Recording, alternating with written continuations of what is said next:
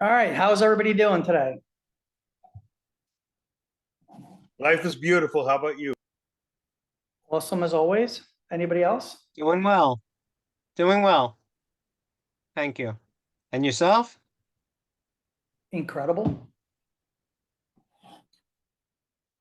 What happens when we get up in the morning and we say, what a miserable day?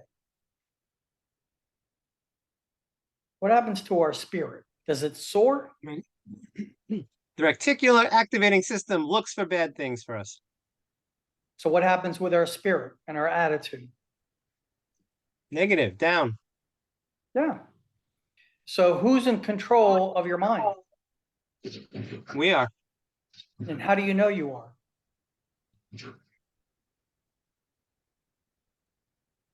Well, How do you know you are? what we think of, we become what we think about, right? If we think positive, we're positive. We think negative, we're negative. And how do you do that? On a suggestion. So do you have a plan for personal motivation? There is no such thing as motivation, is there? When you go to a Tony Robbins event, is that motivating? To some degree, For the right? moment, yes. But what For the happens moment, when you yes. leave? What happens when you leave? It falls off Why? because you're not in that environment with him standing there, riling you up. What hasn't changed though? You. You haven't changed. What exactly about me hasn't changed? Your mindset. My attitudes and my habits. That's it. How do you control your attitude?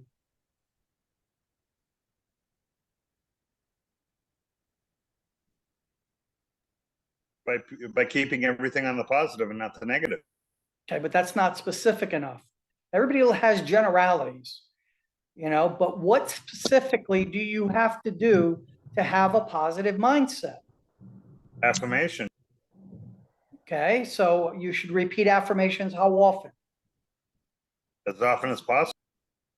Okay, but again, if you're trying to tell a 3-year-old to repeat affirmations as often as possible, what will they do? Have you had children? What happens when you tell a child to clean their room? For the most part, they don't clean it. Don't do it. They don't do it. Why? Because there's no deadline, no specifics. If you said, I want you to put all your toys away and I'll be back, it's now 2:00. There's the alarm, there's the clock on the wall. I'll be back in an hour at 3:00 to make sure that you did it. How does that change his or her behavior?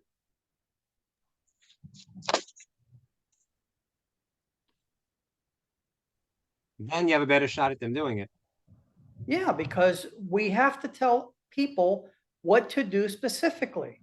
Just like we don't tell the subconscious mind, I want more money. Because when you have money, it's going to still want you to get more money and you're never going to be satisfied and you're never not going to hit a goal. So we must be specific. So what is your plan? Give me what are the 5 things that you do every day to control your attitude? Anybody? I like to say a positive affirmation right when I wake up. Okay. Actually, So how many times do you read or repeat a positive affirmation during the course of the day?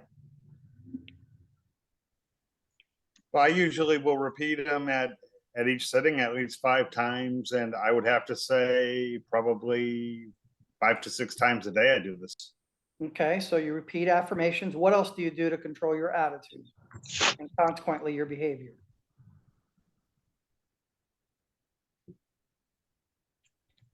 That's it? That's your whole plan? Do you listen to a positive audio every day? Absolutely.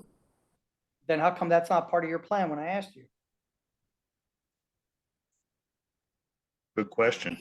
I can tell you what my personal motivation plan is. When I get up in the morning, I read my affirmations, including my statement. I then listen to a positive tape and I read 10 pages of a positive book. So what are the three things that we can control? What we say, what we read, and what we hear. Isn't that how we take in information? Yes, no, maybe? Yeah, How else do we take in information?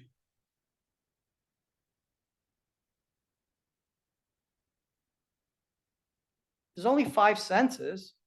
Come on, this is not difficult shit. okay, we see, we smell, we hear, we Right. touch. So, we- so we're, the only two whatever the senses other one we're is. not going to use are Yes. smell and taste. But other than that, we're using 3 senses. What happens when you use more of your senses? More reinforced, enhanced. You absorb more information. Not absorb, not enhance, absorb. In order to do something, must we first absorb it and understand it? Yes, no, maybe? Absolutely. Sure. Can you shoot a gun accurately if you've never shot a gun before? No. No. So part of the process is that to absorb a skill, you must do it. So throughout history, throughout your life, all of us have been exposed to negative experiences, right? So what is stopping us now? Fear.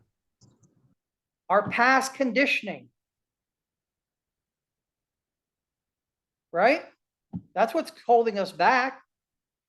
The difference between somebody who's successful at an early age and somebody who isn't is based on how much they absorb the negative feedback. Do you think a Tiger Woods was constantly being supported in learning how to play golf accurately? Absolutely. Of course. So let me ask you this. When Yoda said, do or do not, there is no try, was he accurate?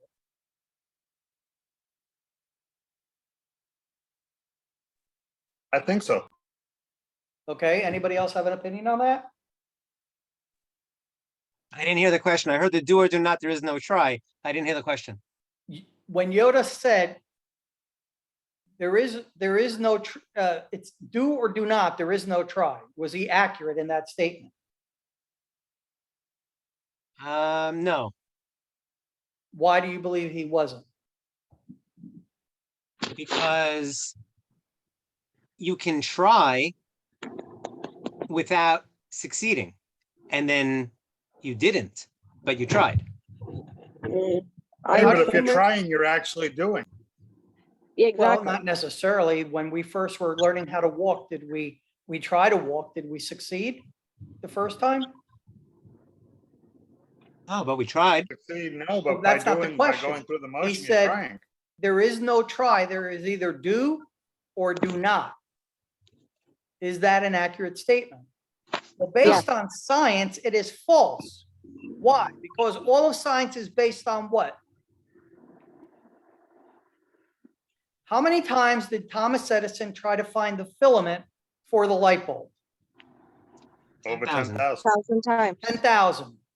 So by Yoda's logic, which is not scientific logic, he would have stopped because there was no do or do not, there was no try, so he wouldn't try anything else. But science teaches us that how do humans learn? Trial and error. Yeah, we try, we fail, we try something else. Our brain is a goal-seeking mechanism. So when we try something and we fail at doing it, our brain remembers what we did correctly and it drops what we didn't do correctly. And if it wasn't for that reason, mankind would not be where it is today. We would have stopped a long time ago because the first guy that jumped off a cliff thinking he could fly didn't do so well. But fortunately, some other idiots came along and tried it. So there is try. In fact, try is the basis of all success. So long ago, I got an affirmation that says, don't look back unless you want to go that way. Does everybody know what that means?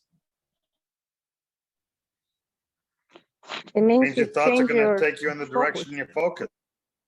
Say that again, I'm sorry. Your thoughts are gonna take you in the direction that you focus. Right. So what do I want to focus on? Where are you going? The goal.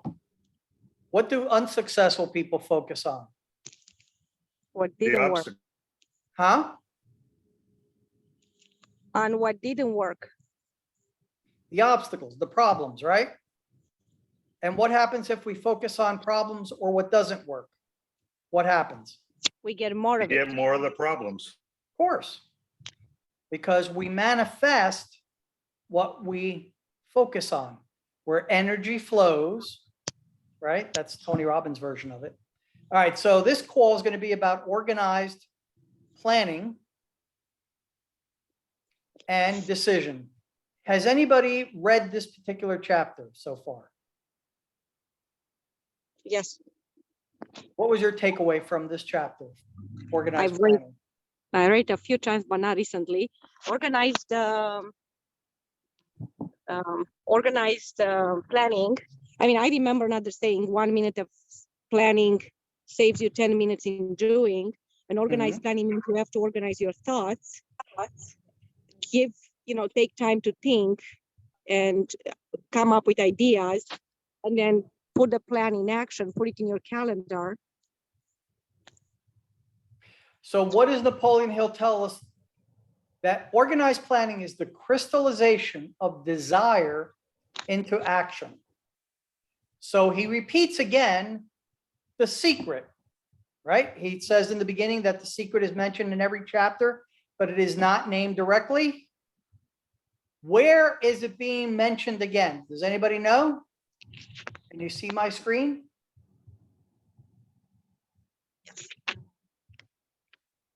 What chapter is the secret in? Chapter 2. Chapter 2. What does it say on the Desire. second paragraph? In chapter 2, you were instructed to take 6 definite practical steps. Right. And one of those steps is the formation of a definite practical plan or plans through which this transformation may be made. You will now be instructed how to build plans which will be practical. So what is the first method we use for building our plan? To ally ourselves with a group of as many people as you may need for the creation and carrying out of your plan. What is that called? Mastermind. Mastermind. Number 2, then he gives you an instruction on how to set up your mastermind. Then he tells you that you should meet at least twice a week or more often if possible. And then 4th is to maintain perfect harmony. In other words, don't start arguments with people in the group. So basically, Napoleon Hill's method of creating a plan was that you would do it within the confines of your mastermind group. And you would be able to use other people's specialized knowledge to help you accomplish it. Is everybody with me so far? Yes. Okay. So Napoleon Hill said that. At age 23, I found a better method. It was written by Paul J. Meyer, who was a close friend of W. Clement Stone. Does anybody know who W. Clement Stone was? Yes. Who was W. Clement Stone?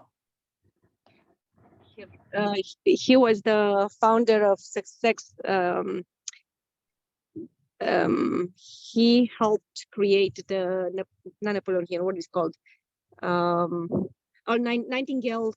Oh, he's not a guy with a Nightingale. In 1952, Napoleon Yes. Hill met W. Clement Stone. Yes. Mr. Stone read his book in 1939 and gave it to 1,000 of his agents. And he said that that book transformed men into miracles. His sales tripled. And from that day forward, if you went to work for his insurance company, which was then called Combined Insurance Registry, the first thing he would give you is a copy of Think and Grow Rich. Using that book, he set a goal to form his own insurance company and to have a net worth by 1956 of $10 million. By 1956, his net worth was over 16 million. And before he passed away, he was well worth over $1 billion. He And- started his insurance company in 1926, just before the Depression. And he started his agency with only $100, without a high school diploma and without a college education. None of the things that we would indicate would make a man or woman successful today, right? So, I don't remember exactly what it was, but he also did face a big obstacle of his carrier actually took his business away from him. They were discontinuing the carrier and he had to find financing to get into something else and change his line in the insurance. I seem to remember that. in 1942, no, it was actually in 1939, one of his insurance carriers refused to renew his business or to allow him to write any new business. And that was what prompted him to set those two goals. Because number one, if you don't want your insurance company to take away your ability to write insurance, what should you do? Open your own. Open your own. And the second thing he realized is that they only gave him 30 days. So what do you need at the end of 30 days if you can't write more insurance and you're not going to get your renewals? You need what? Money. Money. So that's where the second goal came in, to have a net worth of $10 million, because he was making money. He owned multiple cars. He owned property in Florida and in Chicago, where he was from. So he was making money, and he admitted to himself that he was good at making money. But what he wasn't good at was saving money. And that's where that goal of $10 million came in. Because if anything happened again like that, he wanted to be in a position where he wouldn't have to worry about that scenario. How many of us in life have faced difficulties with having enough money and perhaps not having the ability, not having any savings, or having to tap into our, credit cards, or ask friends and family for loans? Has anybody ever had that throughout their lifetime? Absolutely. I'm just getting over it. Okay. Well, I was going to say, if you haven't, and you're young, continue, because you will, because inevitably it happens to everyone. What is the number one reason for people filing bankruptcy? Does everybody know?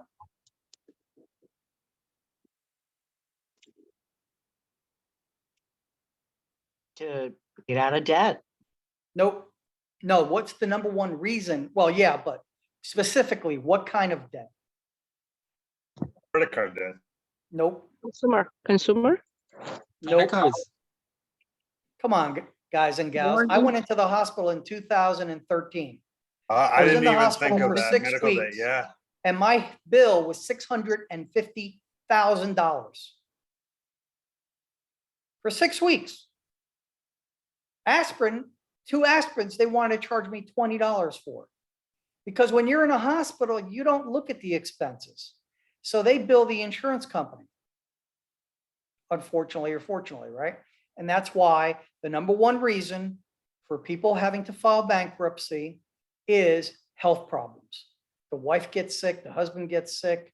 And when your wife or husband or children are sick, do you care about paying your bills, or do you care about coming up with the money so that they don't die? Human nature, you're going to go and try to help the person so they don't die. And that's why one of the great things, in my opinion, was some form of free or socialized medicine, which every European first world country has, except us still. The countries that we are greater than have better medicine than we do. And they'll say, you know, I have friends that live in Canada, and, you know, all the bullshit and rhetoric was that if you want really great care, you know, you're not going to get it there. That's bullshit. The doctors get paid the same way. It's just that instead of I was dating a girl whose husband was a surgeon. How much money do you think he was making per surgery? He worked at a hospital. What do you think they get paid for every surgery? Average. Well, $1,500, right? between $3,000 to $5,000. What do you think his annual Make- income was? A million? No, because he worked at a hospital, so 550. Not bad. But he didn't have to pay, malpractice insurance, which is very expensive. Now, should doctors make money? Hell yeah. Right? I don't believe in that. And should the legal system be reformed so that malpractice insurance doesn't drive people out of medicine? Absolutely. But the biggest problem is that there's too much money in it. So the lobbies are never going to allow the government to change any of the laws because everybody's getting rich. We're paying for it. Does anybody know up to what income, at what income level you stop paying Social Security? Like $120,000, right? This year it's 130. So let me ask you this. If you're making $50,000 a year, which is the national average for income, and you're paying 15%, 7.5 is being paid by your employer and 7.5 by you. So you're contributing $6,500, no, $7,500, right? Of which half of that is you. So you're contributing $3,250. Now, $3,250 is still 7.5% of 50,000, correct? Simple math. What is 3,250 in relation to the 50,000? Because if you're making 130,000 a year, you're only going to pay into Social Security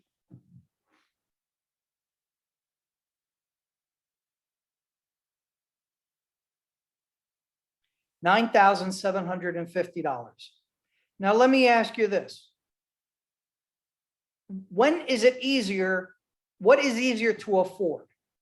$3,200 when you're making 50,000 or $9,700 when you're making 130? What's easier? The 9,000. Yeah, because you're making 130. So the 50,000 just puts you at a survival point. 130, you're doing better. Well, after 130,000, what percentage of people in America make over 100,000? Do you know what that percentage is? No. 1%. 1% of Americans make $100,000. So what happens once you get into that 1% level? What happens to your Social Security after 130? You don't pay anymore. You max out. Isn't that nice?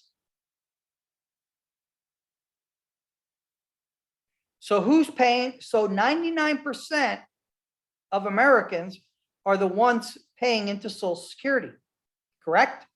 I find it hard to believe that only 1% are making 100 grand. Google it. That's what I did. That amount also reflects, by the way, it also reflects Medicare. So the whole thing is. Well, not- Medicare, no, Medicare is another charge. If you look at your W-2, if you're on a W-2, your Medicare is 1.5%, I believe. That's taken out for Medicare. So let me ask you this. Right now, Kevin McCarthy, I believe, Charles McCarthy, is proposing a reduction or elimination of entitlement programs. If I'm paying 15% as a self-employed individual into Social Security, when I get Social Security, is that an entitlement or is it a return of premium? I do not know. If you pay 15% into your 401k, when you get your money back, is that an entitlement? Or No. are you getting back a return of It's your a return investment? of premium. Return of investment. Yeah, Yeah. return. So Social Security is not an entitlement program. Now, is Medicare free? No, No. I spoke with my sister. It's a very limited health insurance program for which she pays $190 a month for. And that's for Part A only. Part and it's B is mandatory. And it's mandatory. That's- So is that an entitlement program when that's you're paying into ridiculous. it? No, to me, an entitlement program is when I'm getting something for free. which so far, the only thing I've seen for free in this country or anywhere else is air. Because water used to be free, but now we all pay for it. But anyway, all right. So what is the point of that? The point is that if you have not been to your Social Security website, you need to go. So if you'll type in my Social Security, if you're in your 40s, you need to do this ASAP. So when you go to your My Social Security, you can request, you'll create an account, and then you can get a statement of what your potential income will be at your retirement age. Now, if you were born after 1956, you cannot file for Social Security until you're almost 67 years old, full benefits at 67. What is the life expectancy of a 67-year-old?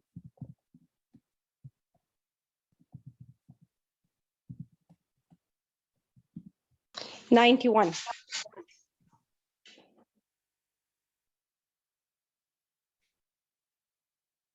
So let's go to the life expectancy tables.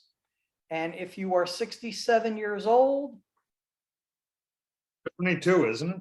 it Something says like- that you will live for 16, if you're a man, you'll live 16.4 years. And if you're a woman, you'll live another 2 years. So if you take 67 and add 16 years, 83. that puts you at 83, right? The average age for America to die is about 80, 82. Are there exceptions to that? Of Yeah. course. Yes. Recently, I've seen some young people. What age, does everybody remember who played Princess whatever on Star Wars? She died like at 63. Young, but anyway. So what happens is they're not going to pay out that benefit for that long anyway, because you're going to die. That's just mortality. That's how you figure out these tables. So Social Security, when it was first designed, average life expectancy was 70. So you were 65 and you were going to die at 70. So they were only pay out for 5 years, 10 at the most. But now it's because why are people living longer? Anybody know? Is it diet and exercise? I'd say the knowledge. No, that New is drugs, new drugs, and the drugs. My new father, drugs, new research. yep, my father used to have like one of those shaving kits when he was in his 70s. He died at 82. He carried around like this little shaving kit. So when he came up to see me in New Jersey, I was like, Dad, you can put that in the bathroom. He said, no, that's for my pills. I opened it up. He had like 10 different pills he was taking, you know, and that's why we're living longer. It has nothing to do with diet and exercise.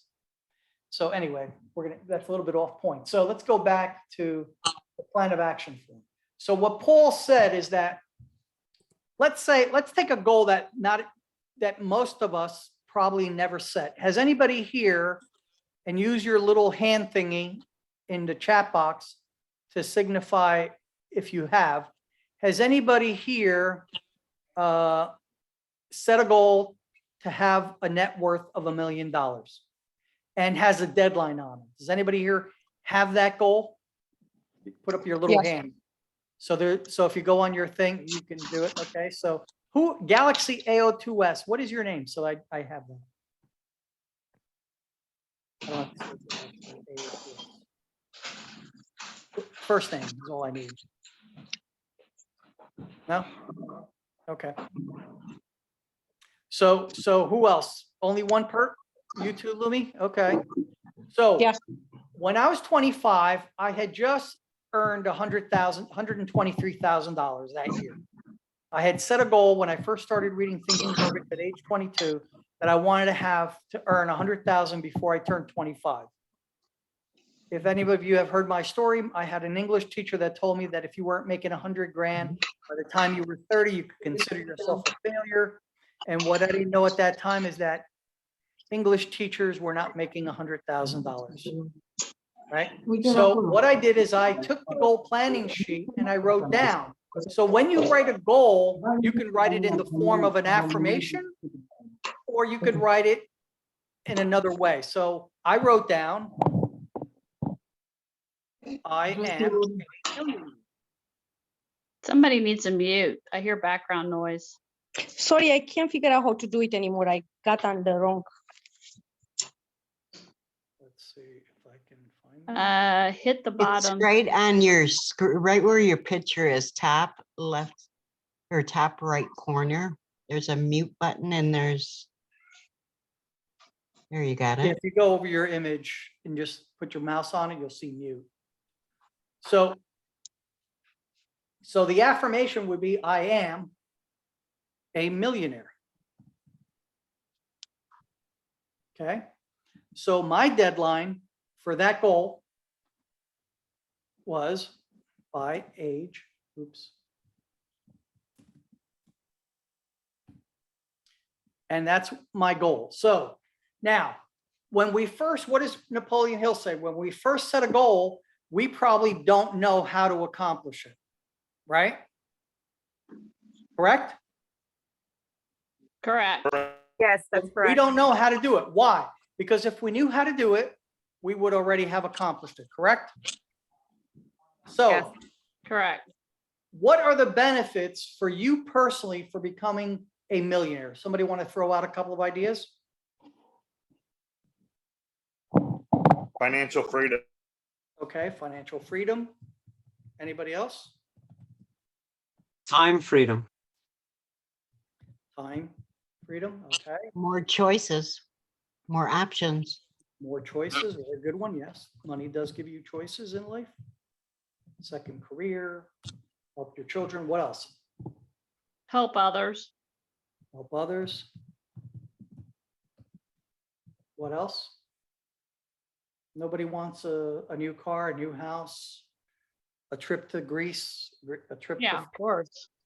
huh? Move to Florida. That's obvious. Move to That's Florida. the You might obvious one. as well live in paradise, right? Move to paradise or Costa Rica. Okay, so now we have listed, why do people do things? For one of two reasons, right? Says it right there. Why do people do things? To gain a benefit or what? Avoid a loss.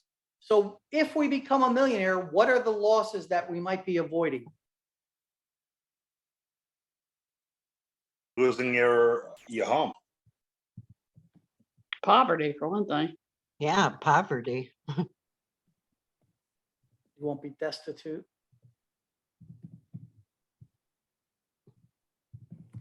Oops, misspelled that. Less options. Mhm. The need to rely on others. Big one, since we were just talking about Social Security.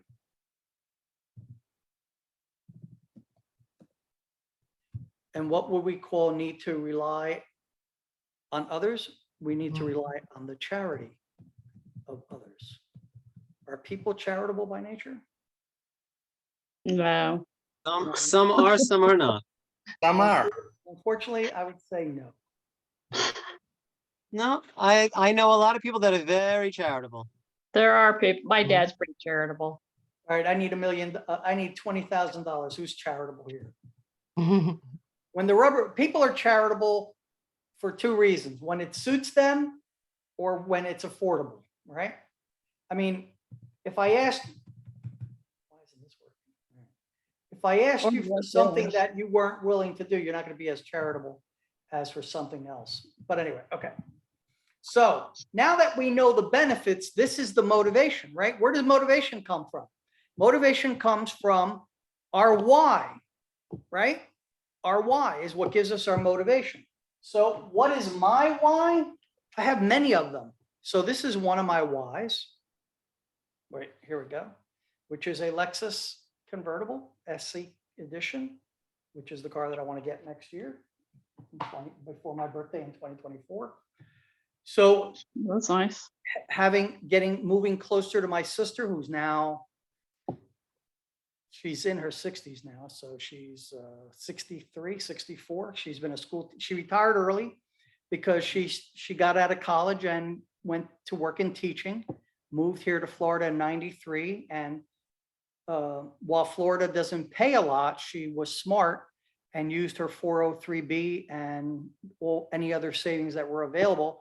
So by the time she was 56, she was retired and didn't have to work anymore.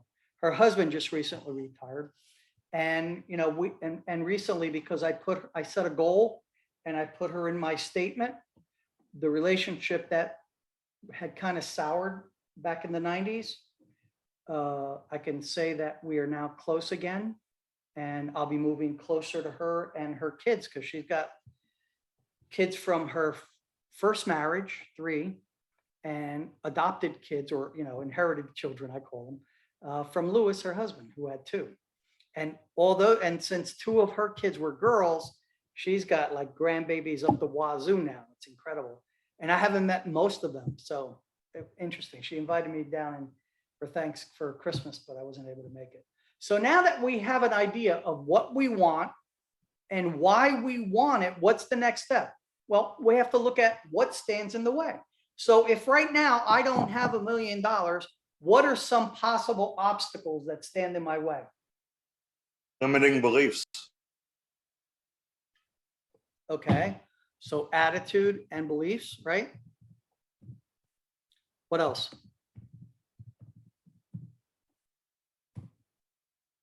Now, does everybody want to No continue plan. this, or should I go back to the book? Hmm. Do you see What did you that? say? You see value in doing this exercise, or would you Yeah. rather just go back to reading the book? Just do this exercise or whatever. Okay, Are we supposed to see a screen or something, or?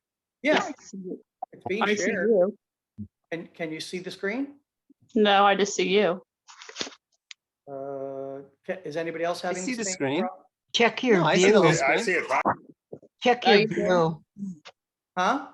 check your view. There, you can Yeah. add gallery or, you know, the speaker. You should be able to see his screen.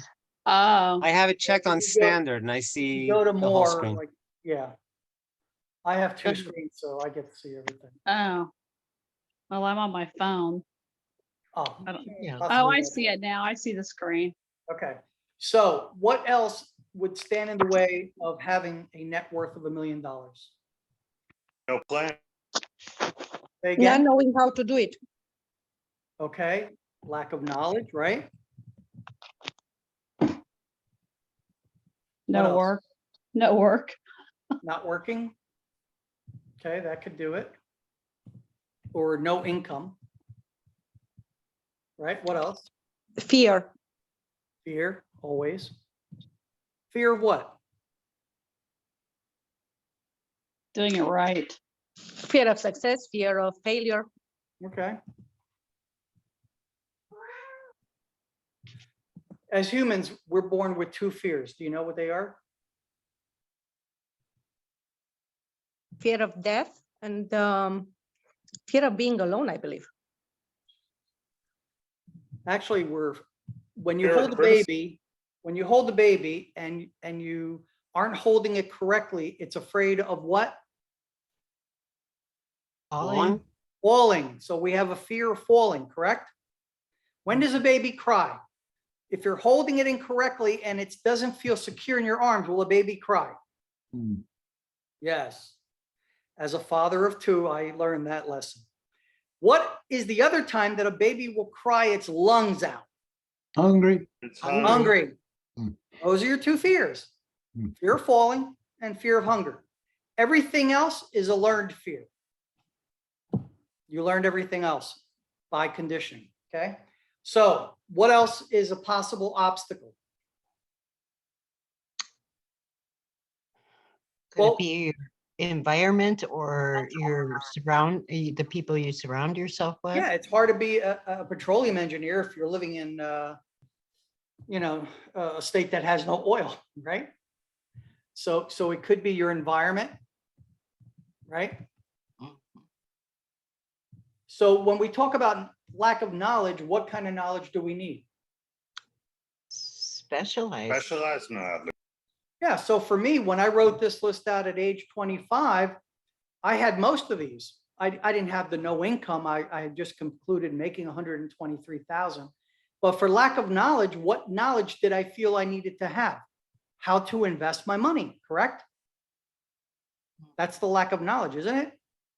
Sure, yeah. So is anybody here like Luminita, that wants to tell us what's a great way to create an estate? What can we invest in? Well, I invest in real estate, so There we go, my exactly. network is in real estate. That's right. Real estate is a big money earner forever. Good, bad economies, you still got to live somewhere, right? I just found out recently when I moved into this apartment, it was like $1,200, $1,300. And it went up to 1,500. And I was talking to the people at the leasing center, and they said, they were asking me if I'm moving in June. And I said, why? They said, because we can get $1,900 for your apartment now.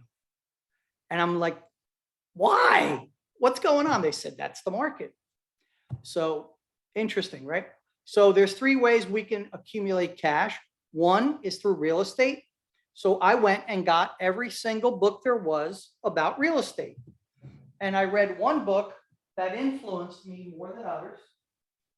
And I think I have it here somewhere. I recently purchased it. And it's written by Albert. The book is called How I Turned $1,000 into $1 million in 5 years.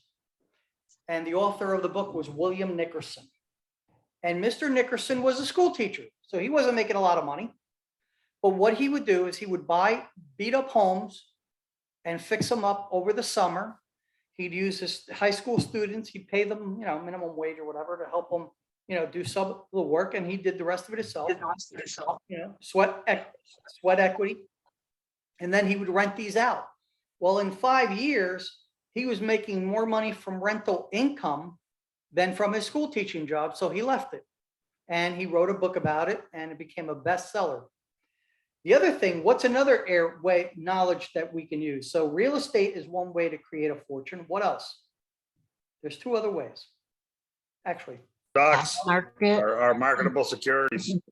Businesses. Stocks and bonds, correct? And being self-employed. And what would be below self-employed that you can also make a lot of money doing? Like an officer of a corporation, CEO, That's right, CFO. salesperson. Why can you make money as a salesperson? Lumi, can you Commission. share with us? Control why? your 1099, Yeah. because first of all, you have no ceiling. That's right, unlimited You potential. can earn as much income as you want, but based on how hard you work and what skills you have, and you are paid 1099, which means you are going to pay a lot less tax, right? We're talking about taxes. Yep. There are 2 ways to keep more money, right? Save money or pay less taxes. Yep. And if So- you're investing in real estate, you also get money without working pretty So much. if you're in the real estate business, you're in Yes. essence also self-employed, correct? Correct. So you got self-employed. Yes. So there's 3 ways: real estate, buying, selling, flipping, all parts of it, becoming self-employed, and investing in stocks and bonds. So at that point in time, I bought the book. I had 25,000. I made 123, and I had saved $25,000.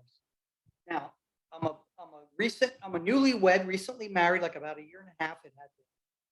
And so what do you want as a newlywed? What's the first thing that you should buy? If you're smart. A house? Bingo, right? Got to live somewhere. Stop paying the landlord. So I took that $25,000 and I put it as a down payment on a home, because back then there wasn't the flexibility there is today where you can buy a home with 3% down. Back then the banks wanted ideally 25%. But, some banks will, if you paid a higher rate and you have, stability and all these other things, they'd go with a little bit less. But I put 25 grand down. Now, I also had money invested from Prudential. I had saved $5,000 from Pru in my PIP plan, which I invested in stocks and bonds. And PIP is Prudential Investment Program. It was a precursor to a 401k. That's how old I is. So now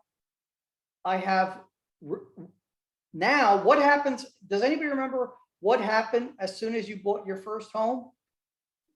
Were you being solicited more for credit? Oh, absolutely. Were the banks willing to give you bigger lines of credit? They wanted you to get everything. Yeah, because you have what? Equity. And if you put 25% down, you have more equity than most people today. So yeah, that allows you to do other things. So now I read this book and I'm still don't have a plan to make $1 million, but I have an idea. And so what are some of the things that I could do? What are some of the solutions? So we wrote some of them, right? So one of the first solutions to becoming a millionaire is to do what? Save money, right? Can we become a millionaire if we don't save money? No, because saving money is an attitude and a habit. What is the second thing? Buy a home or real estate, correct? Now, Lumi, you're a big realtor, real estate investor. You own multiple, if you don't mind me calling on you, you own multiple, are you duplexes, multiple families, single families? What do you invest in? So I have 6 4 flats.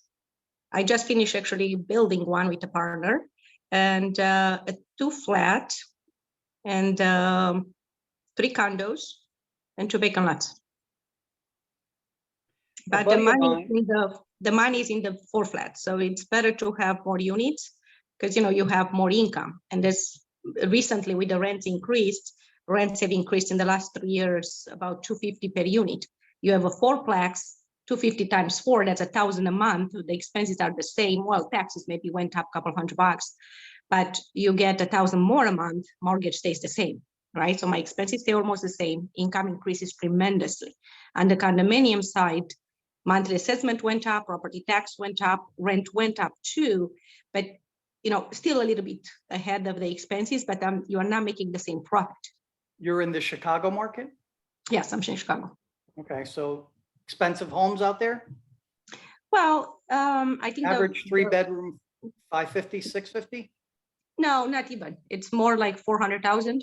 Oh, okay. Yeah, only if you're on North Shore, if you're in an expensive area, like the best school district, those are expensive, 700,000. But like your normal person, your majority will have homes that are between 350 and 450. Here in Florida, the closer you are to the water, the more expensive it is. Of course. About a year ago, I met a gentleman at one of the restaurants that I like to go to, Ocean Prime. And we were both chatting, and he's 63 years old. And he used to be a tennis professional. He actually made his living playing tennis, which is what started the conversation.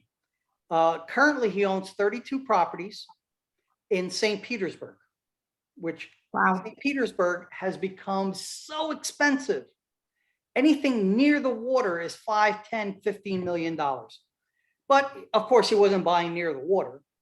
So he rents these homes out. He paid them all off. He started doing this at age 40. He paid all the properties off.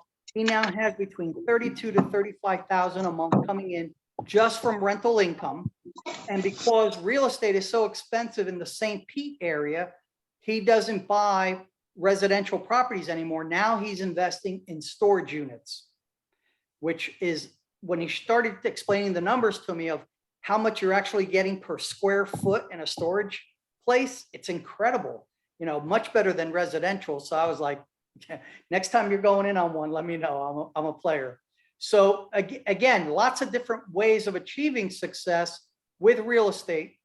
And of course, it all starts out with what are the solutions? So buy a home or real estate. So what else can you do? You can invest in the market. Or buy a business. I don't like the market too much for a couple of reasons. The market to me is more gambling, in my opinion, than it is investing. Plus some of the ideas that they share with you, which is that if you're losing money on a stock or a bond, to continue buying it. And that's just bad advice. You don't get rich by taking losses. So what are some other solutions that we can do to help us achieve this goal? Anybody want to throw out some ideas?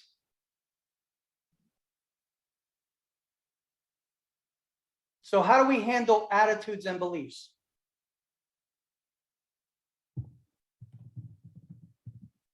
You focus on what you want. You catch your negative beliefs and turn them around, create affirmations about your negative, in positive, everything. And you have to keep your awareness on the goal, like the way you're saying, that repeat your statement multiple times a day, read your affirmations, stay positive, surround yourself with positive people and people that go the same direction. As Jim Brown says. So you one are of the things I did is I was the president of the Junior Chamber of Commerce, the JCs back then. So I proposed to the people in the group that we should form an investment club for real estate. And so each of us would go out on Saturday and Sunday, or whatever day of the week we could, and we would look at properties. And if we found something, we would tell the other people we'd all invest in getting in. There was 30 people in the JCs. 29 of them, excluding myself, wanted to play volleyball and play poker. They didn't want to do investing. But one guy did, Al Ardieri. Short story, in 1993, Al and I bought an office building on Bloomfield Avenue in Bloomfield, New Jersey. We paid $275,000 for that building. 10 years later, I sold that building, my half of the building, to him, making a quick $50,000 profit. He sold that building in 2020. Anybody want to take a guess what this 4-level building on a corner property on a main drag in a city, what he sold it for? 30, you Three said you point- bought it in 91? 91 He to bought it in 2020? 93 and he sold it in 2020. 3.2 $1 million. million. $1 million. Jay's close, $3.6 million. Jeez. That was close. So I called him and I said, Al, where's my cut? I only made 50. He's like, you shouldn't have sold.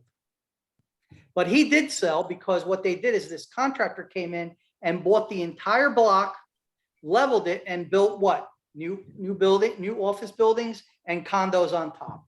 So now he took an area that was being regentrified and now it's, real estate went up. When I sold out of Bloomfield, the newspaper said, here's the headlines, which caused me to think about moving. Property values are being lowered because of white flight. And I'm like, what the hell is that? I thought they meant white flight. I'm like, is that a disease? No, it's because all the older people in the town were moving because they feared that minorities were moving in, which they were. And their fear was not living next to minorities, but that minorities would bring down their property values, which is also a sad fact, but true. And so I started looking, and my house at that time, I owned a 2-family house, which I had paid $175,000 for. And the best offer I got was for $135,000. They were nice enough after 5 years of holding the property to let me lose about $50,000. But because it was a 2-family house, what was another option that I had? Rent it out. Rent it out. So that's what I did. I rented it out for another 3 years. I put up with a real bad tenant. But at the end of the 3 years, I was able to sell it and make a small profit on it.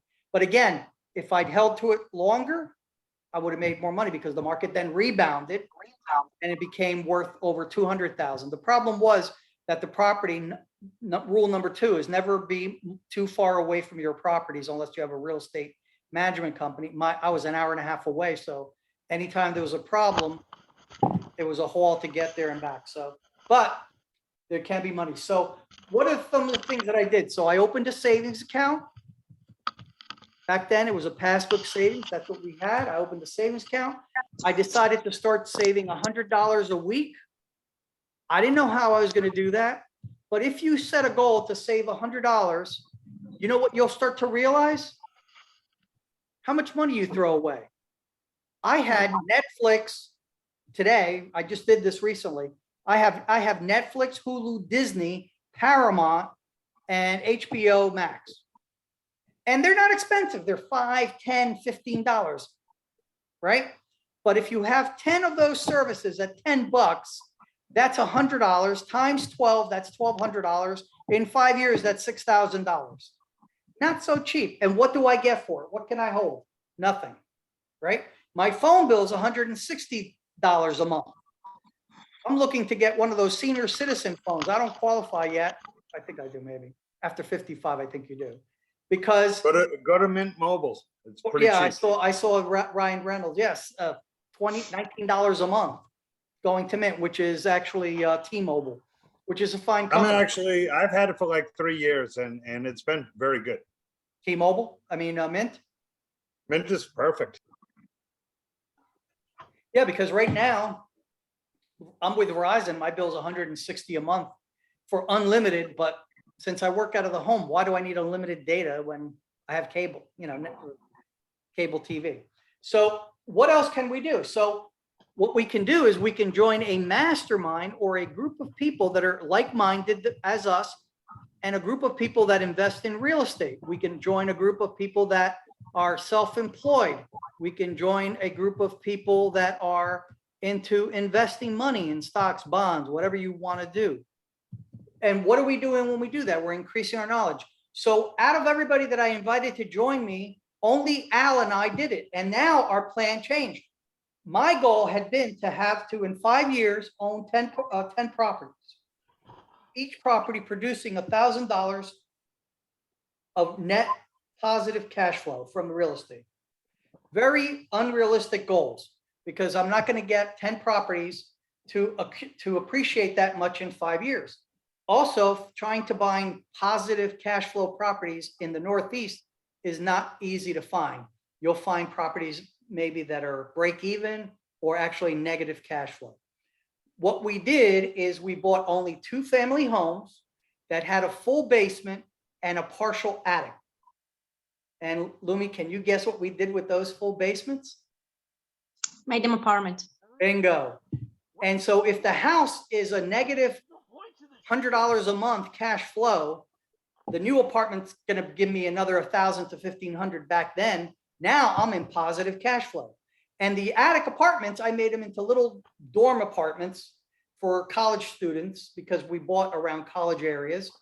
And so we increased it. Now, the only thing we didn't do, which wasn't kosher, was we didn't get building permits. But when I sold to Al, it wasn't my headache anymore. He held on to them and paid a few dollars, but by the time he sold it and got caught about the illegal 4 families, the houses had appreciated so much. So now my plan was to get rich by real estate. It didn't happen. I got so tired of dealing with real estate because I was closed-minded. I was so absorbed in my position with Prudential that I really didn't put focus into the real estate. So I got out. But when did I get rich? When I left Prudential at age 32 and I started my own insurance agency. And what I did is I was a life insurance salesman. I'd been a regional vice president with Pru. I'd been a RVP for 2.5 years. I got promoted when I was 30. I was the youngest regional vice president Prudential ever had. I'm sure it's been surpassed by now. But back then, that's what I had. And so I started out selling life insurance. And I was licensed, Series 7 license, so I could sell securities. I was licensed with Reliance Life and Anchor National Life and Guardian and Matt and Hancock and all these companies. And I was selling auto insurance and homeowners. And I was making more money selling auto insurance, which is order taking, than I was going into people's home and being in there for an hour and a half to convince them to buy life insurance. And then one of my clients said to me, "Hey, Bert, can you sell me workman's compensation?" I didn't know. I said, "Sure, I'm licensed." So I got a company, American National, it wasn't Life. And they were in the workman's compensation market. And so the premiums the commissions were only 15%, but the premiums were $30,000 a month with a big company. And then I had they negotiated down to 5, but even 5% of 15,000 a month, you're talking making a good living. So my agency took off until the end. I was cash flow. My renewal check on January 1st was over $150,000 just on renewals, not writing one piece of business. And then by 35, I sold it for $1.3 million, $250,000 in cash and a 10-year payout for the balance with interest. And that's how I eventually got to that point. It wasn't through real estate, although real estate should have been kept because that would have appreciated more than because a business of your own, rarely are you going to get 100% cash out when you're self-employed. When you sell your little pizzeria or you sell your plumbing store, if those things even exist, you're not going to get a guy coming in going, yeah, it's worth $1.3 million. Here's $1.3 million cash. You're going to get some money in cash, and then the rest is going to be paid out either over a 5-year note or a 10-year note with interest, of course. So for 10 years, from age 35 to 45, I was retired. All I did was lose money in the stocks and bonds. I was going to say invest money, but I didn't. I learned how to do it, but I had good days and bad days because I was day trading. Ultimately, I invested in fitness studios.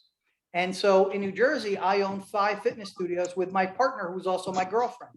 What did I learn about the fitness industry? Anybody want to share with me what they think they know about it, the fitness industry?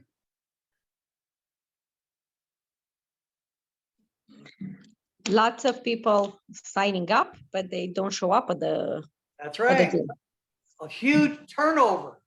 So in the days when Jack LaLanne was around, they signed you up for a 3-year commitment and you financed it. So you paid for 3 years of working out.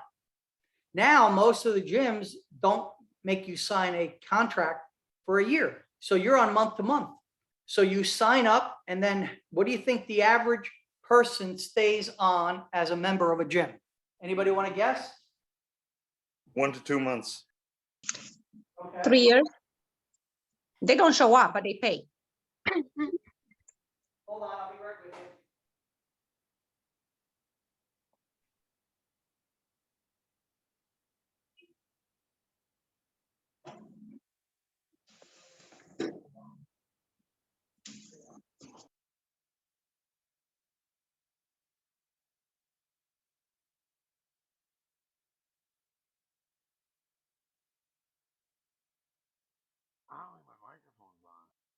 The average person stays into a continuity program like a gym for about 3 months. They join in January, and by March, nobody's there. So now what we're doing here is we're just brainstorming. So if I have no income, what would be the solution for no income? Get a job, right? If I'm not in the right environment, what are some solutions? Change your environment. Move, right? If I have fear of success and failure, how do I overcome that? Succeed. We overcome that by affirmation, Going to Mastermind. visualization, Repetitive affirmations. yeah, visualization, and having a goal. Because if we're in the state of fear, what are we thinking about? Falling, failure. We're thinking about fear. Can the mind hold 2 different thoughts at the same time? No. No. So we're going to either think fear. Napoleon Hill said this. We're either thinking fear or faith. So if we're fearful, guess what we're thinking? Fear thoughts. So we change them to faith thoughts. So here what we do, the next step is now we create our plan. So we brainstorm. Okay, so I want to save money. So I would set a goal, save $100 a month. Now, I don't know how I'm going to save that $100 a month, right? But I'm going to write it down. And then I'm going to decide when I'm going to start saving that. So I want to save $100 a month, which is how much in a year? $1,200. $5,200 a month. I'm sorry, I save 100 a week. I'm sorry, 5,200, because 100 a month is nothing.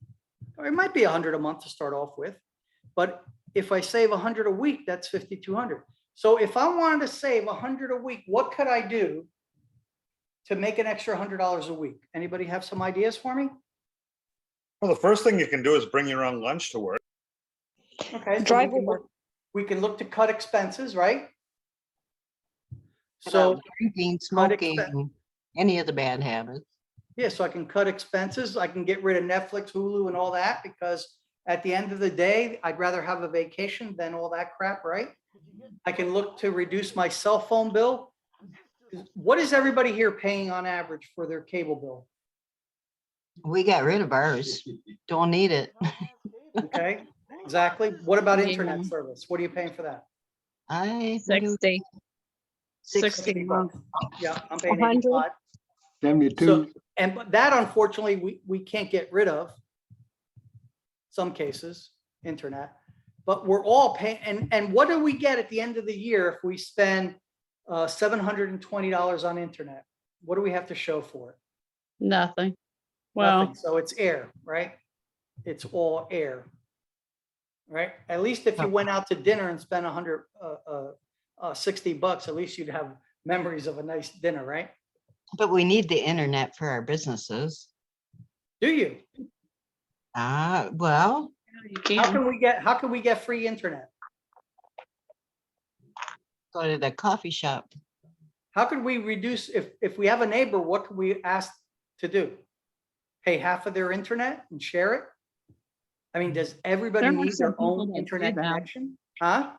I know, yeah, I had a neighbor that said he was doing that with one of the neighbors, but I don't know how they do that. Or Yeah, you but need there are your- privacy issues. You can't do that. Oh, so when you go to Starbucks or McDonald's or the hotel, those are secure? I run a VPN. You could run through a VPN. What I'm saying is, are those secure? When I It log doesn't into matter. If you're running a the- VPN, you're secure. but I'm not running a VPN. I'm logging should. into their guest host. So Never those do aren't that. secure, huh? Never So- do that. So what do I do if I'm on a public internet? I don't share. Run a I don't VPN. log. I don't log. Share I don't log information. into websites. It's simple as that. They can't get your info. Also, you can switch your Chrome to private mode, right? So Yeah. they can't track you. So you go to privacy mode and you set that as your, I forget how to do it on here. Oops. And you change it to your privacy mode. So can you, for example, when I do business, some days I'll go down to the leasing center where the pool is at. When today I was down there and I have internet everywhere. Our development, this apartments development, which is 350 apartments, has a hub built in. So anywhere in the development, as long as I have password to my internet, I can log into it. So I can be sitting at the lobby and I can be working on my laptop anywhere. But if you want to save money, you can go to a Starbucks. A lot of people work at a Starbucks. You just have to be careful how you do it. And you just have to Google that. That's not hard to do. So we can save money on internet, right? What else can we do? We can save money. We can cut expenses. We can then begin to learn other ways of making money. So can you make $100 a week driving Uber or doing DoorDash or doing one of those gig services? Probably. Yeah. How much is $100 a week over a 5-day period? 500. $20. $20 a day. The average Uber driver makes $20 an hour, $15 to $20 an hour. The average shopping, whatever they call them, DoorDash or shoppers thing, they're about $15, $20. So if you did that for 1 hour a day, there would be your money. So if you went out and worked 4 hours doing that, that'd be your extra $100. Now, could you do that on a Saturday instead of sitting at home? Yeah. So it depends on how badly you want to succeed. And it all goes down to what? Your benefits, right? So if your benefits are that's what you want, you'll begin there. Now, somebody once said to me when I shared this with them, but Bert, what is $100 going to do for me? What will $100 do for you? If you start saving 100 a week, what will it do for you? Does anybody know? To compound. Okay. It's well, better than doing nothing. Let's talk about what it does to you personally. Will you have more confidence? You're building a habit. So Very good. You're building the habit of saving $100. That's what the whole chapter on persistence is about. So let's talk about decision, because we're getting a little bit over time. So in the chapter on decision, what is it called? Decision, the mastery of? Procrastination. This is one of the chapters. The chapter on persistence and the chapter on decision, I have read these two chapters more than 50 times. My mentor, Lou Segro, would ask us once a year to read the chapter on decision once a day for 30 days. Why was he telling us to do that? Anybody know why that was being done? Because you need a burning desire to get to overcome obstacles and to get where you want to get, to bring you back focus every time you fail or you lose focus, or life gets in the way, you have to come back. Yeah. So the desire, the why, what you said at the beginning is the why, right? It Yeah. has to bring you back. So let's go to the content page and let's go to the chapter on faith. And in the chapter on faith, Napoleon Hill tells us that how do you develop self-confidence? You use the self-confidence formula, correct? So what does the second verse of the self-confidence formula say? I realize that the dominating thoughts of my mind will eventually reproduce themselves in outward physical action. What does that mean?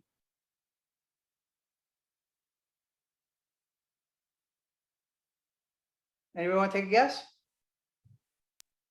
That you're establishing a habit. Whatever I think about comes about. Whatever I focus on, I'm going to eventually act on it, right? If I don't believe I can do something, will I try to do it? No. So what has to come first before I try? Belief. Some belief. Believe. Yeah. So he says here that whatever I hold as a dominant thought in my mind will manifest into physical action and eventually become the physical reality. So what does he tell us to do? To concentrate your thoughts for 30 minutes daily upon thinking of the person that you intend to become. Third, I know through the principle of auto-suggestion, any desire that I persistently hold in my mind will seek expression through some practical means of attaining the object backward. What is that saying? That whatever I auto-suggest, whatever I hold persistently in my mind will manifest, correct? Yeah. So when I read the chapter on decision, what is happening every time I read that chapter? Am I thinking about decision?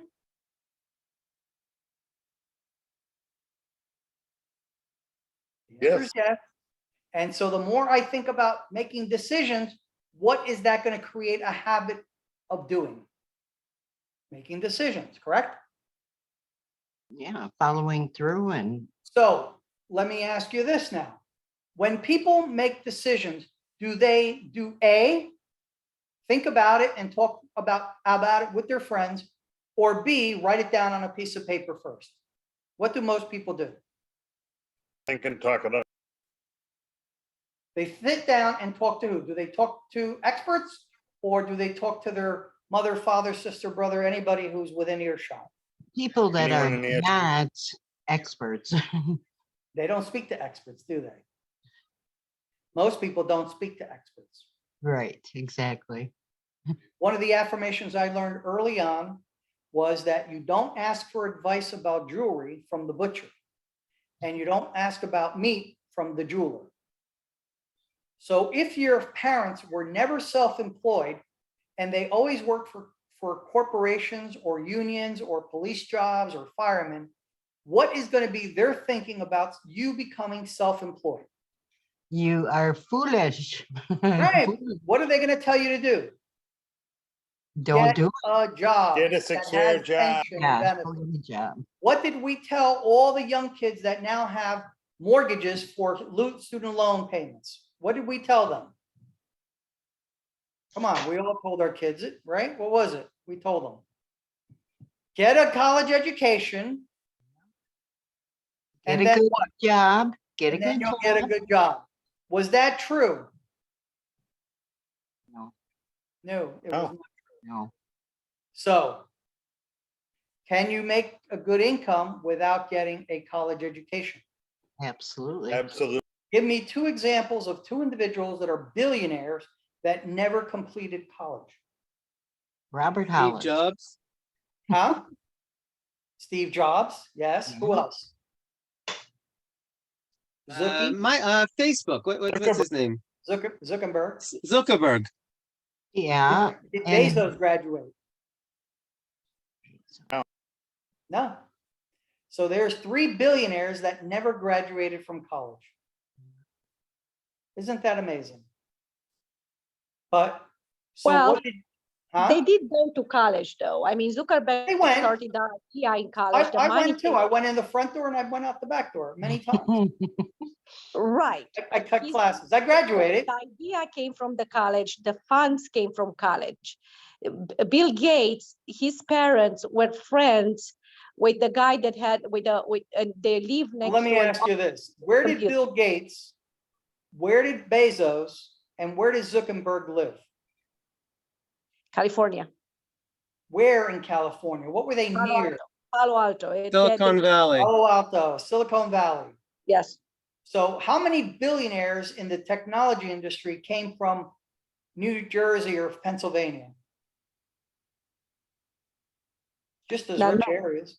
None, no, because they had the opportunity. They had the computers, they had, because that was the They culture, that was their environment. yes, Their yes, friends that's were into computers. And correct. this was back in the early 80s and 90s, before Mhm. computers were a thing. They were tech geeks, right? That's So true. so they didn't complete college, and the point there is not that not going to college is a bad thing, but that it isn't a necessary thing. Correct. You can achieve success because what didn't they stop doing? Learning. Did Andrew But I have Carnegie did Andrew Carnegie graduate from high school? No. No.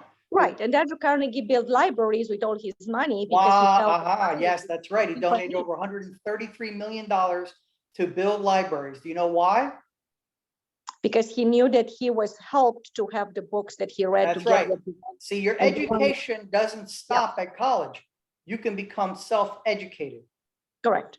And that's what we all have to do, is to continue our own education. So when you're looking to make a decision, there's only one way of making. So let's take a look at what are people that are solving problems all day long? People that deal with mathematics, right? What do we call a problem in mathematics? Well, sometimes an problem. equation. Oh, okay. Call it a problem. Don't we say, I need you to solve this problem? So we're learning in mathematics, we have problem solving skills. Is it any wonder that Americans are lousy at math? If you're That's- lousy at math, what do you learn from doing math equations? How to solve for a problem, right? How to That's solve. for because X they problem. use all those calculators. They don't do long. Well, you know- what society is very good at solving problems and is very good at math. Patient. Yeah. Now, is it Is because that- of their culture? No. Europe Because too. it's emphasized. Whatever is feared or revered has a tendency to clothe itself in like fashion. I forget the quote from the whole. So one of the things that we use is a decision analyzer, because the best way to solve a problem, if I gave you 15 numbers to add up and to do it in your head, you probably couldn't do it. But you can take a piece of paper and write down those 15 numbers and eventually come up with a solution, correct? Everybody agree? So when we have a problem or a decision to make, and what is a decision? A decision is just a problem, isn't it? And what is a problem? A problem is a goal turned inside out. So if my problem is I don't have enough money to save, what's the goal? Get that money to save. Save Make more money. If my problem is I don't have a job, what's the goal? Get a job. Get a- If I don't have enough knowledge and that's my problem, what should I do? Gain knowledge. Big knowledge. Acquire knowledge. If I don't live in the right environment, what should I do? Move. Get a Move. new one. So now we go back. So what is the decision that's needed? So does anybody have a decision that they have to make? That you're more than comfortable with sharing it with us, just for the sake of this experiment? We only have about 10 minutes left. So we're not going to spend a lot of time. Anybody? Or past decision?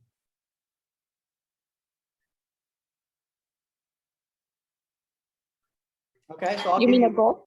huh? Do you mean a goal? Well, it could be, it could be, like, for example, do you have anything that you need to make a decision on that you have been hesitant at making a decision? Divorce. Yes, about retiring. Okay, so should I retire, correct? Correct. Well, yes, should I retire from the real estate sales? Retire from what? Real estate sales. Real estate sales? Okay. Mhm. It helps if I could spell, right? Okay, so that's my decision. So we're not going to talk about the target date yet because we have to go through the form a little bit. So what is the result that you want by making a decision?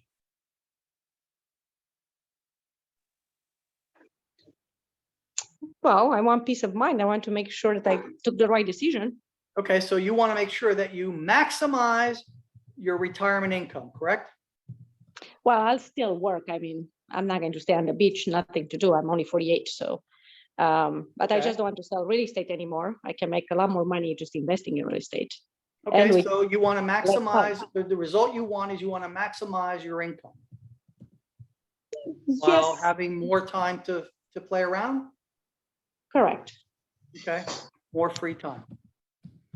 So what is it really? Is it more free time or more money? I think it's more free time. Okay, that's what I thought. So what is the information that you still need? You're 48, you said? Mhm. When will you be eligible for full retirement from Social Security? I don't need to be eligible. I have enough cash flow. I can retire any moment, but I make more money in real estate than most doctors and attorneys. Why would I retire from a business where I make? So my problem is, and I see it as a problem, right? I make a lot of money, a lot, Okay. but I also work 60, 80-hour weeks and Okay. I have no time for a life. And I enjoy it, love my clients. I made a lot of millionaires. Again, I make money. I buy more properties. So I get a lot of benefits, but I don't have time for my health, for my family. So my problem is time. Okay, so really, it's your goal, your desired decision is to create more free time, work less, enjoy life more, while maintaining your current income or growing it further. Would that be correct? Yes, and I know already I'll make more money than if I will quit. Again, I love my relationships. I enjoy it. And it's hard to let go of something I built over 20 Sure, years. sure. That's been my problem. I came from an environment where I'm working 6 days a week, 12-hour days. And I'm here living in Florida now for 5 years. And it took 4 years before I started wearing flip-flops. Because I'm from the North. When do you wear flip-flops in the North? 1 month, 2 months out of the year? And then if it starts pouring rain, your feet get soaked or, so anyway. Like I told my friends, I'm going up north and they said, when are you coming? I said, when it isn't cold, because I don't own a coat. I don't have boots or gloves anymore. All the things that you guys in the North still have. I don't have those. Here's my work environment. Workout pants and a shirt and flip-flops. And I can walk outside like this. It was 88 degrees today. Winter in Florida. I'm suffering. I'm really suffering. All right. Anyway, okay. So what information do you need in order to help you make this decision? I think it's more about myself making peace and being okay to say, and again, do I have to say goodbye to my clients? They will still call me. We can still hang out with some of them. Some of them will probably invest with me. So I guess I'm at that point where I'm getting close to probably by next year or by 50. I decided anyway by 50 I'm clearly going to be out. It's just a matter of when. As an individual that, I wouldn't say retired, but cut back at an early Right. age, Cut back, right? which is what I did at 35. The first 6 months I spent it playing golf. And then I got bored. Well, I already have a plan. A year I'm taking a year to travel and still finish writing my book. Exactly. You Because train. I wanted to play golf but guess what all my friends were doing at 35? They were Working. working. So it depends on what age you do it. At age 35, not that many people are financially independent. So guess who I had to hang out with?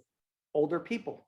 So at the golf course, I met older guys that were in their 50s and 60s, doctors that had retired young, and real estate professionals and lawyers and other people that were in higher earning incomes and decided to get out and more control over their time. I had recently a lot of physicians as clients. Do you know, for most occupations, do you know what the number one thing they want is when they step into a Think and Grow Rich group? Make more money. Do you know what the number one thing that doctors wanted? More time. Because doctors have something that everybody else in the real world doesn't have. And that is they have a money machine. If they want to make more money, you know what all they have to do? See more patients. They don't have to spend ads. They don't have to, go to open houses. They don't have to do any of that.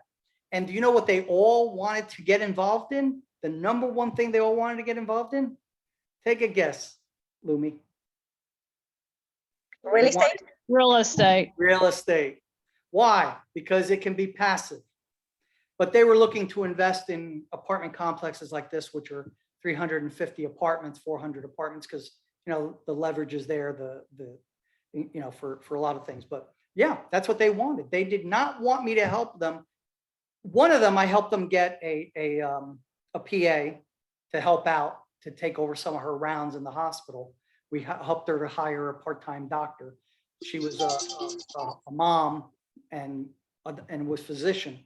So she didn't want to work a full schedule like a doctor. So she was willing to go to the hospital and do rounds, because the physician that I was working with was a gynecologist. So, the babies get up, decide to come at 3 a.m. You got to get your butt up and go to work. So that was the biggest problem she had, is that she had the money. She had the money freedom, but not the time freedom.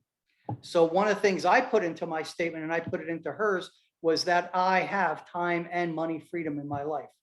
Because until you begin to believe, and that was a big shift for me, that I can do both, I wasn't going to ever able to do it, because if I didn't believe it. I believed I either have the time or I have the money. And when I have the time, I don't have the money. When I have the money, I don't have the time. So I had to begin changing that. Today, I have both time and financial freedom. Thank God. It only took 5 years. I had to change my life. That's all.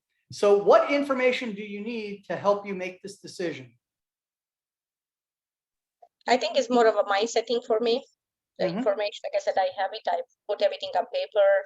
Mindset to stop being a Mindset. workaholic to some degree. You work a lot of hours. I Right, imagine. because the mindset of losing, of hey, I worked so hard for this business and now I let it go, right? So that's the mindset there, where I feel like I'm walking away from such a successful business. I think So you you know, need your family on board too. I oh, my believe. family can't wait. They haven't seen me. My They kids have grown out without me, with my mom, because I was always working. They'd never be home for dinner. Everybody's like, "Mom, you have to stop working." Everybody's on board on that, so I have no problem with that. Yeah, It's my oldest son, when I first started cutting, when I hit 35, and I wasn't working Saturdays and sometimes Sundays, and leaving at 8 a.m. and getting home at 10, 11 o'clock at night. I'd be up in the morning. He was up at like 6. He was an early riser, but by 9 o'clock he was in bed. So he'd only see me once a day. And I remember when I first retired, and I use that word loosely, when I first stopped being involved in business, I was home and it was a Saturday, and I never was home on Saturdays. And as a kid, I used to love watching Saturday cartoons. And so I'm sitting there watching He-Man and She-Ra and all these cartoons with my son, and I'm getting a kick out of it. And then when the cartoons were over, I switched to a baseball game. And my son, Mark, turns to me and he goes, "Dad, go to work." I started crying. I'll be candid with you, because I had been so busy with my career. And even though I invested a lot of time into him, I just wasn't around as much. So when they say it's quality and not quantity, a little bit, but not much. All right.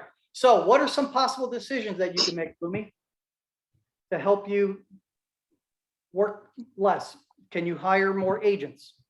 Yeah, no, I already got a business partner already on the 1st of January, so he takes over the business, Okay. introducing him to the clients now. So I have a plan already. It's just how soon I'm going to walk away before the 50th. That's it.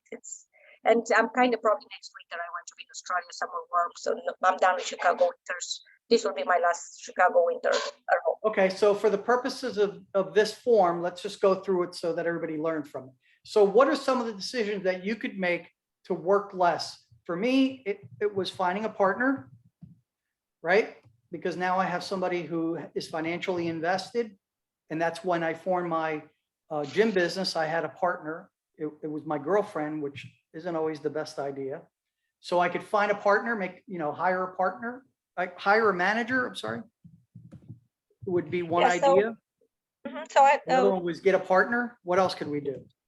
So a personal assistant, I have a personal assistant and a property manager. So but I want to have somebody hired, not a big property management, somebody Mhm. on salary that works only for me and my properties. So that person will have to be in place before I can Right, step away. And I'm changing my accounting company, so I'll have a new accountant because if you're going to have employees, you have to have a couple of people checking, like for the purpose of checking the work and checking payment, to make sure Yep. everything is done right and correct. Then again, all the properties have to be in good shape, everything to be remodeled. Some of them I'm selling them to buy bigger, to buy commercial this year. So the same thing for the purpose of streamlining the cash flow and eliminating pretty much not all the debt, because I'll keep all the mortgages. Most of them, I'll besides my home, I'll keep all the mortgages. And I'm buying a second home for winters in South Spain. So I have those steps to put in. gotcha. So here's what some I came up with. So what really you want when we circle around is you really want more free time to work less. And that's what that means. It's not really retirement in your case. It's to continue earning a good income while having more time to enjoy life and less stress. So now when we go down here, so this is just a brainstorming process to get out all those ideas on paper and get them out of our head.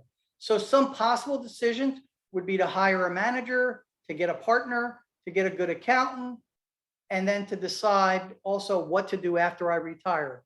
So in your case, it might be traveling. In that case, the idea would be to make a list of all the places you want to go and visit and to put deadlines on them. Like for example, I just set a goal for next year, maybe this year by July, to go back to the Cayman Islands. Cayman Islands is beautiful. My mentor, Paul Meyer, spent 3 months out of the year in the Cayman Islands every year. And I remember when he told me that the Cayman Islands got hit with some hurricanes and people that lived there were selling oceanside property for pennies on the dollar. And Paul scraped up, now Paul died a billionaire, so it wasn't hard for him to scrape up some money, but he bought every single person that was willing to sell. And he held on to the properties for 5 years, and he didn't double his money, he quadrupled his money, 4 times return on what he paid for it when he sold it back, because those people sold and left, but other people 5 years later came in and said, this is a paradise. Now, has that happened here in Florida? Hell yeah. When I first came down here, my goal was to buy a condominium on the beach. But what's expensive when you're near the water? Flood insurance. So I backed away from that. Now, back then in 2017, you could buy a 3-bedroom home with a pool and a Florida room and all these things for $225, $250. That same house is now $550. So you know what I'm doing every day, just like with Al Lardieri's building, I'm kicking myself in the butt. So when is the best time to ride real estate? Right now. I hear people crying about 6, 7% interest. When I bought my first property, I signed at 15.85. Okay. So don't tell me about high interest rates. I paid those rates. And since I didn't, on my second property, it was a vacation home. I didn't have to put down 25%. I had to pay PMI, which made the price go up. I'm paying today almost as much rent for my 1-bedroom, 800 square foot apartment in Florida as I did for my 3,500 square foot home on 1/3 of an acre in New Jersey with 5 bedrooms, 3 baths, and 3-car garage. So, but I bought it in 96. So yeah, that house is now, which my wife got into divorce. I paid $375 for it. It's now worth 875, 890. I just recently looked at it on Zillow, just because I wanted to kick myself in the pants. Because the secret to real estate is not to always sell. The secret No. to making money in real estate is to hold. To hold. It's a long-term investment and it's a Yeah. passive investment. You It buy is. it. And my buddy who has all these homes free and clear, I shared with him, but he's a scaredy pants. I said, what you should be doing is borrowing money against those homes, because that money you're going to receive a loan, which is not subject to capital gains. So therefore, that money you can now, if it's worth, let's say $1 million, you have $1 million to go and buy other real estate. So he recently put a bid on a house right on the water in St. Pete for 1.6 million. And I know where he's going to get that money from, because even though over drinks, he told me I was full of you know what, I know he doesn't have $1.6 million laying around. So I know he went and leveraged out all those homes to do it. And that's okay. More power to him. So anyway, all right. So does everybody get an idea? So now we get to where we are, and that is to make a decision. And then what we do is after we complete the form, we ask ourselves, what did I learn from completing this decision maker? So I use this form, and one of the things that I recently had to use this form for is I live near Tampa, which is on the west coast of Florida. My sister lives near Fort Lauderdale, and my son lives near Boca Raton. They're about 3.5 hours away. So should I go back to New Jersey where my oldest son is? No, it's too cold. So what is my plan for, what decision did I reach as a result of going through this form? That come June, when my lease is up, to move to the Fort Lauderdale area. And there's a lot of reasons why, and I explored all of them.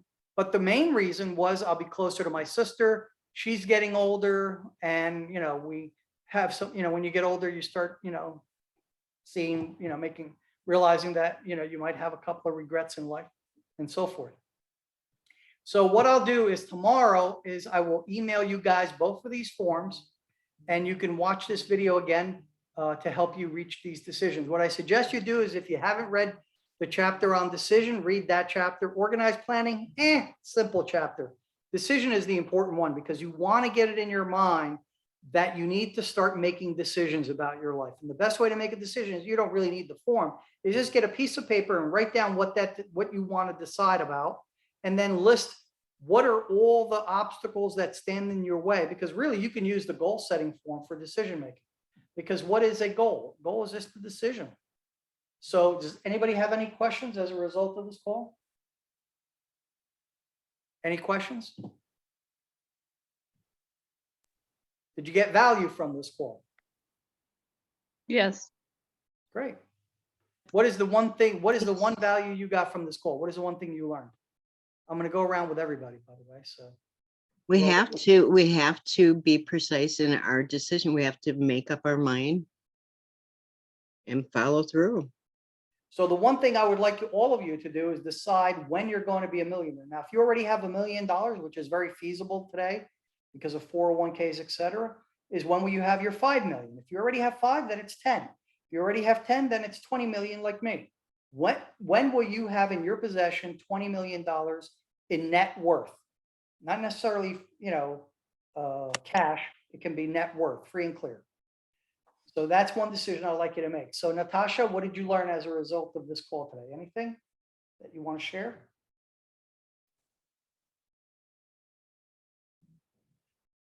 No, Jay? Well, just that the connection, that the goal and a decision are really the same thing. Exactly. Lisa Marie? Yeah, I said, being definite on your decision. Oh, You okay. have to decide, yeah. Larry? Yeah, actually about 2 minutes or 3 minutes into doing this, when reading and we saw the 6 steps again, I got the aha moment, and actually the hairs on my neck actually came through, which is a great sign. Great. What was the aha? The aha is I got to follow these 6 steps and be very definite and just follow that formula. Yeah, I mean, the reason that many times you'll hear me showing people that have succeeded is because what did Napoleon Hill really discover? He discovered goal setting. That's really what it is. But he also understood one missing facet to goal setting that very few people employ. And what is that, you may ask? Auto suggestion. Because you will never accomplish your goal until you believe you can do it. You must believe in yourself and your abilities. And so that's where we use affirmations to support our goal. I've been All right. using a lot of affirmation to build my, to change my attitude, to have a cheerful, positive outlook. But tonight was really the night that it was just as simple as that. Those 6 steps are the key. Well, here, let me give you something to walk away with today. I need to ask a question too. Sure, go ahead. Affirmations are important. So I need to ask you, why did you comment on my post a horrible affirmation? What was your affirmation? I do not chase, I attract. What belongs to me will simply find me. Okay, so here are the rules about affirmations. Ready? Write them down. Number 1, they must be the first person pronoun I. Did you have that? Yes. Number 2, it must be positive. Yes, I think it So was. I do not chase. Is that a Can I get positive down? Let me hear statement? this real quick. Huh? Sorry. Is I do not chase a positive statement? It depends on how you look at that. Okay, let's go this way. I am not afraid to speak before a group. Is that a positive affirmation? I'm sorry, there is feedback. I didn't quite catch it. When I say I am not afraid to speak before a group, is that a positive affirmation? I think it is, but you have What do picture nots in what there. picture will my mind draw? It is not. What picture will my mind draw? A picture of what? Not afraid? So in order to picture not afraid, what must I picture first? Confident. Confidence, yeah. Because what am I telling my subconscious mind? I am not afraid. It's like repeating to yourself, you're going to get out of debt. You're still thinking about Yeah. debt. So what would be better to say? Instead of saying I don't chase, I attract, you'd be better saying I always attract positive things into my life. No matter what situation, I am positive, confident, and motivated. So here are some affirmations that I have that I read every day. Can you all see them? Yep. Yes, sir. I have crystallized my thinking. I know what I want to achieve in each of the 6 areas of my life. I have a well-lighted path and a well-conceived plan to achieve my goals. Positive or negative? Positive.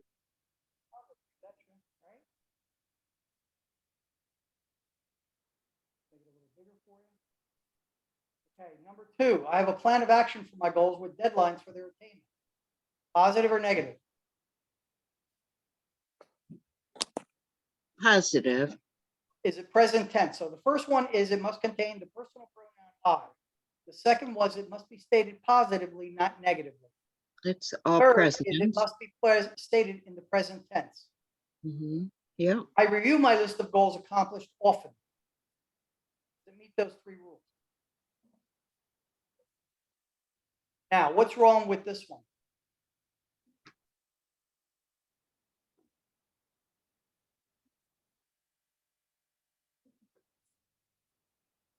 Potential.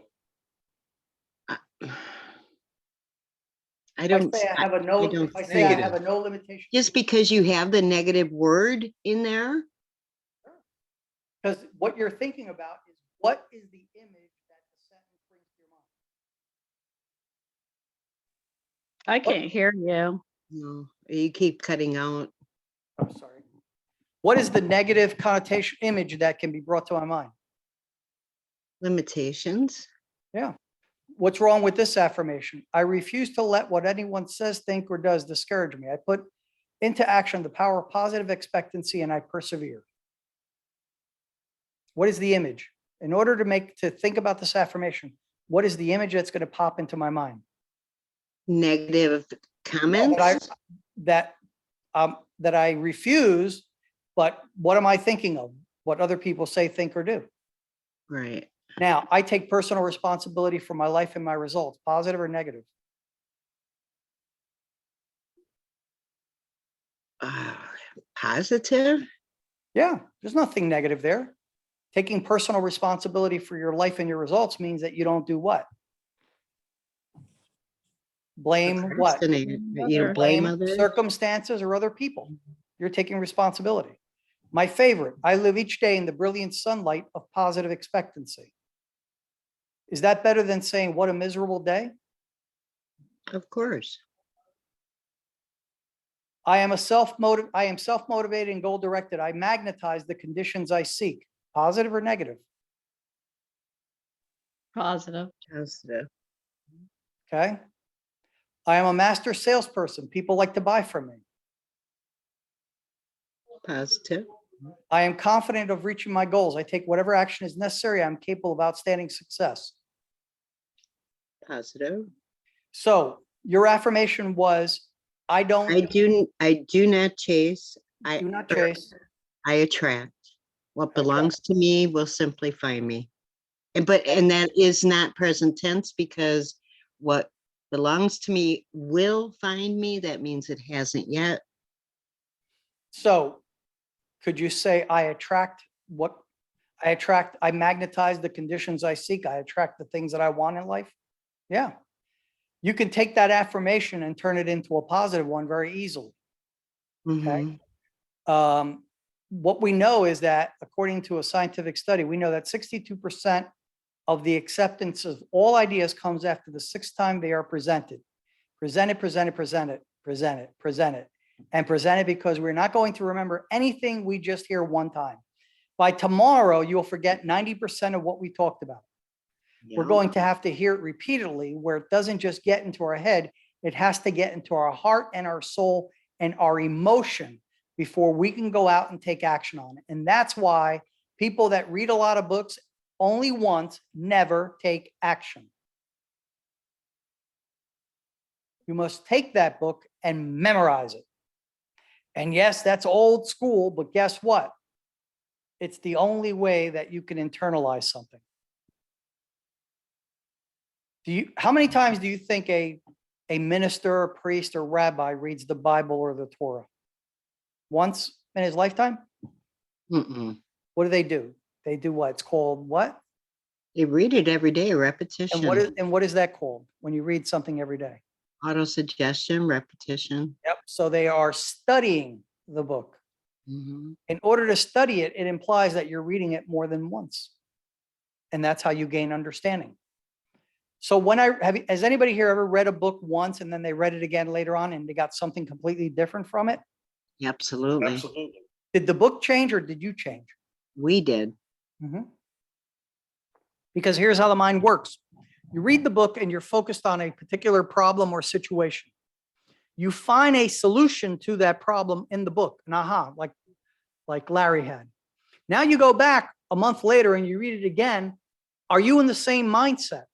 No. No. So now you're focused on something else. So you will find something different.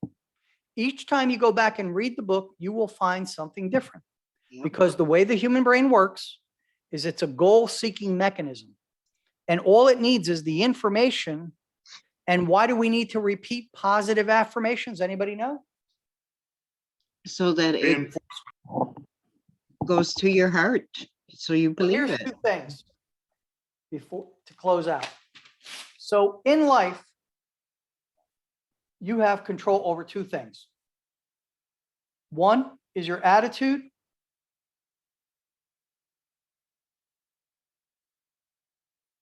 And two is your results. You control your attitude by the books you read, the audios you listen to, the people you associate with, and the affirmations that you repeat over and over again. That's going to shape your attitude. What is an attitude? An attitude is a mental habit of thinking. How do we change? Well, the second thing we have is not our results, but our time. How do we take control of our time?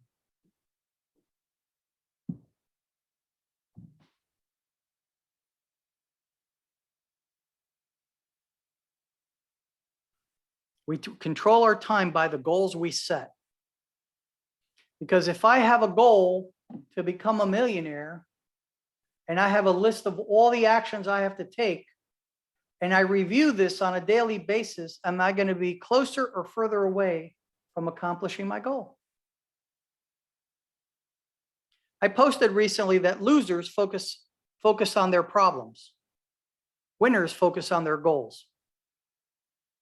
So if every day you're focusing on this list of things that you need to do and all these benefits that you're going to get, what's going to happen to your attitude and consequently your behavior? It's going to be positive, even if you have obstacles, because you're going to have obstacles. If you live long enough, you'll have obstacles, right? We're not promised a rose garden, right? Like Paul Myers say, I didn't promise you that it was going to be easy. I just told you that it was going to be worth it. Becoming wealthy is not easy. That's why less than 1% or 5% do it. But is it worth it? Anybody who tells you it isn't worth it, they're poor. Because I haven't met a wealthy person that'll tell you, yeah, I got money and it sucks. I got to eat caviar and go on expensive cruises and vacation in the south of France. And, you know, I have food to eat and I have my masseuse coming over and my meals are made by my personal chef. That's hard. Oh my God. They have it so hard, don't they? We should give more charity to wealthy people in this country. Oh, wait, we already do that. So we don't need to do that anymore. It's okay if you're wealthy though, right? Okay, so any questions? We're getting close to ending this. So by your lack of saying anything, I assume that we're good. So I'll have. I'm just looking at obstacles as teachable moments. Well, obstacles, when you look at obstacles, like what are the obstacles to becoming a millionaire? It could be that you, if you have friends who have a poor mentality, that is an obstacle. If your wife doesn't want, my wife did not want me working 6 days a week. She did not want that. So I gave her a baby. I should have gotten her a dog. Because what happens when a woman has a baby? She stops being so concerned about you and more on the baby, right? That's emotional transference. So, but also what I did is I had a conversation with her. And I said, this will allow us to be financially free by 30, and then we can do whatever we want. And she says, I already do what I want, because she was a stay-at-home mom. And I go, yeah, but instead of I said, I promised her a nanny. She says, I don't want nobody else taking care of my kids. I said, okay, whatever you want. But the key is to find out what are her reasons, not mine, right? I was giving her my reasons. So the thing is that once you identify the obstacles, what are the obstacles to becoming a millionaire? You may not be able to save money because you don't make too much, your expenses are too run away. You don't have a savings attitude. You don't know enough about investment. You don't know enough about real estate. You don't have, you're 40 years old and you haven't saved 2 licks.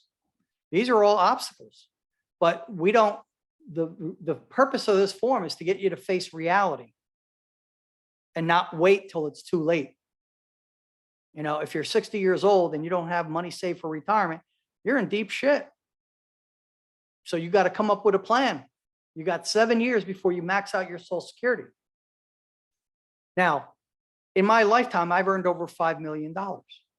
Now, all of that did not go towards Social Security, but I do qualify for $4,000 a month when I decide to retire at 67, I believe it is now, because it keeps changing. So 10 more years. So what is my goal in 10 years? Is it to go buy an expensive car? No. Is it to buy a very expensive home? No. Is it to save as much money as I can in the next 10 years? Yes. Is it also to take care of my health over the next 10 years? Yes. Is it to enjoy life more now? Yes. Why? Because I looked at those mortality tables. And your mortality is predetermined by your genetics. Mom died at 84, dad died at 82. So my grandmother lived to 95. But so what do I know? That my genetics say that between the ages of 82 and 84, I'll be worm food. So that gives me X number of years. I'm being a realist. Now, can I extend that? Sure. Diet, exercise, and medical attention to the things that need to be taken care of, right? Instead of being a man about it. You know, why do married men live longer than unmarried men? Anybody know the answer? No clue. No clue. It's real simple. Probably their wife takes care of them. Because their wife tells them to go to the doctor when they have a pain. Yeah. or an ache. What do men do when they have pains and aches? They don't do anything. It's no big deal. So what, my ear fell off and my nose is bleeding. You know, I'll get over it because what are we taught as men? Toughen up. That's right. Man up. Rub Deal some with dirt it. on it. Yeah. Deal with it. Right. That's what we're taught. And so admitting that we're going to a doctor when you have hemorrhoids, you know, bleeding your butthole out, that's a sign of weakness in our mentality. So we don't do that. How often do most women go to the doctor? Minimum. Once a year, Right. For what? just a regular checkup. Breast exam, right? Yeah.